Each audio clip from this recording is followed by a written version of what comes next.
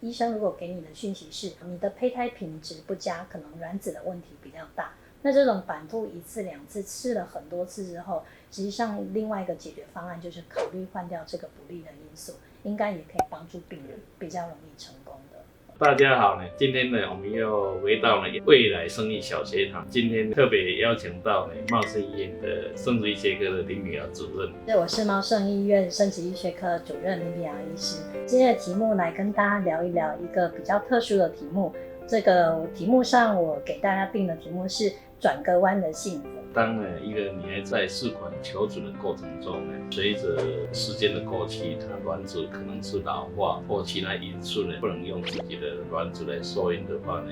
就必须要借用卵子的作证呢，才有办法达到怀孕的一个状况。那所以我们今天就是要来针对什么样的情况下病人要考虑卵子受证，来跟大家聊一聊这个有趣的一个问题。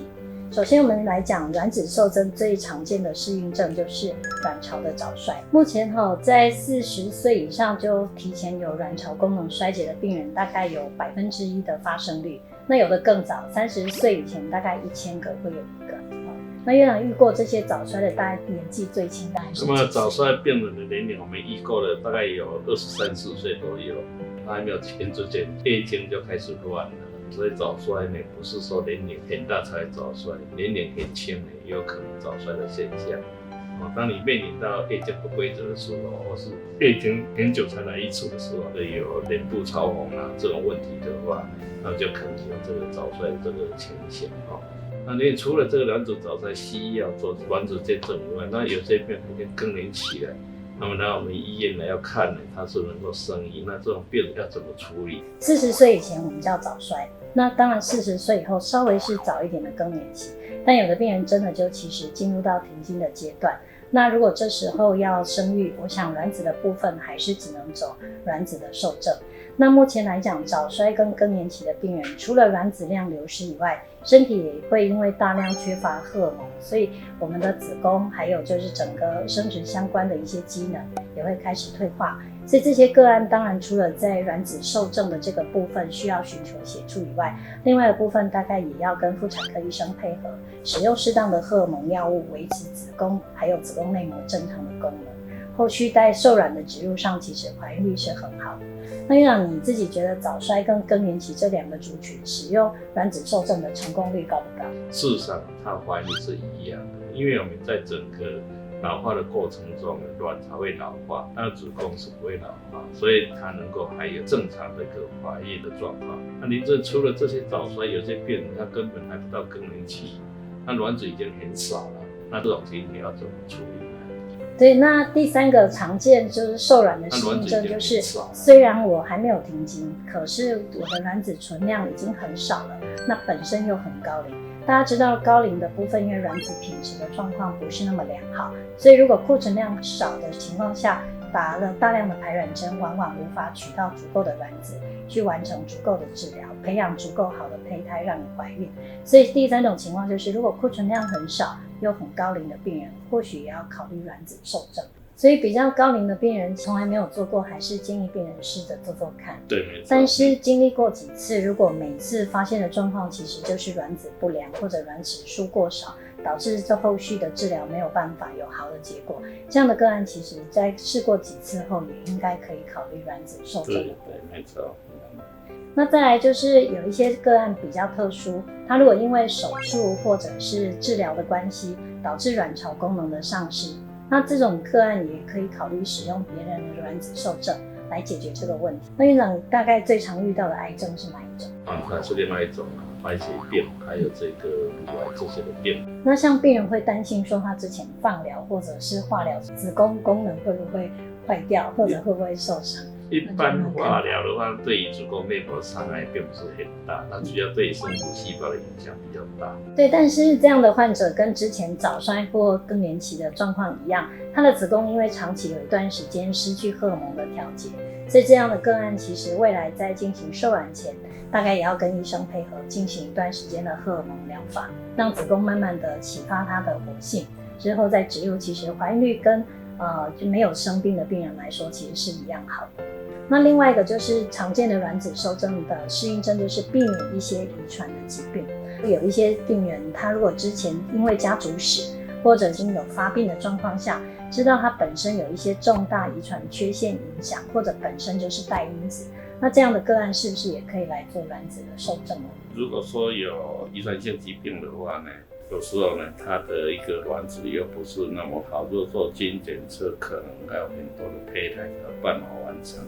那它的卵子没有办法做那么多。当然，我们如果知道夫妻双方都有一些遗传性疾病，或者这个疾病的一个基因带源可能就会导致下一代发病，其实在之前我们可以使用3代试管，或者是加上 PGD 来做检测。但是如同院长刚好讲到一个重点，如果做 PGD 跟 PGS 这种情况下，病人某个程度卵子数目要够多，胚胎的量要够多，才能藉由这样的筛检，然后达到一个好的胚胎的选择。可是有时候遇到太太本身高龄，卵巢状况不好，其实她这样子想要使用传统我们预期的 PGD 来讲，避免这样一个疾病就不是那么容易的。像我有一个个案，夫妻双方都是属于听损的异常基因的带源者，那他已经生老大，老大就确定是一个听障的状况下，那他对于要再生第2个小孩的时候，因为夫妻本身都有一个带源，当然我们告诉他，这个可能基本上隐性遗传大概1/4才有机会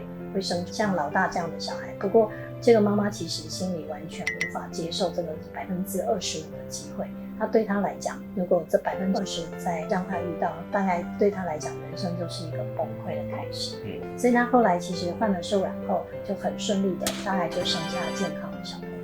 对，那这个对这对夫妻来讲，这件事情才是一个完美的解决方案。那再来就是院长常常有病人试管做得很挫折，比方说他反复就是卵子品质都不好，然后胚胎都不好，在这样的情况下，你有没有关于卵子受精，会不会觉得它也是一个解决方案？那当然，这种个案我们建议也是可以考虑用卵子受精来做解决这方面的问题，因为有时候卵子不好是天生的，不是后天所造成的。像我有一个个案，大概只有32岁，理论上这是一个很年轻的年龄，那总计大概采下来将近100多颗卵，其实没有1颗壳是可以正常可以用的。那关于为什么年纪轻轻可是产生来的卵子品质就不佳，这个目前在医学上或者检验上其实还没有办法查出真正的原因，就是说它的卵子品质的毁坏到底是在哪个阶段。不过这个个案因为其实已经做到心力交瘁，大致上婚姻也开始亮起了一些红灯。